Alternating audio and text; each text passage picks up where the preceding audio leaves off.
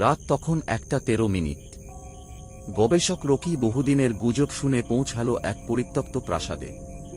কথিত ছিল, বাড়িটির 13 নম্বর করিডোরে যে ঢোকে সে আর আগের মানুষ হয়ে ফিরে আসে না।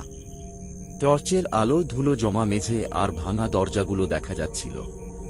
হঠাৎ করেই রকির কানে ভেসে এলো টক টক টক, যেন কেউ ধীরে ধীরে লাঠি ঠুকতে ঠুকতে এগিয়ে আসছে। সে শব্দ অনুসরণ করে করিডোরের শেষে পৌঁছাতেই একটি পুরনো আয়না দেখতে পেল। আয়নায় নিজের প্রতিবিম্বের বদলে দেখা গেল সাদা পোশাক পরা এক বৃদ্ধা। তিনি আঙুল তুলে শুধু বললেন, পেছনে তাকিও না। রকি ভয়ে জমে গেল, কিন্তু কৌতূহল তাকে হারিয়ে দিল। সে ধীরে ধীরে পেছনে তাকাল। কেউ নেই। আবার আয়নার দিকে তাকাতেই বৃদ্ধা নেই, বরং সেখানে দাঁড়িয়ে আছে রকি নিজেই। তবে সেই রকির চোখ দুটো সম্পূর্ণ কালো, আর ঠোঁটে ভজনকর হাসি।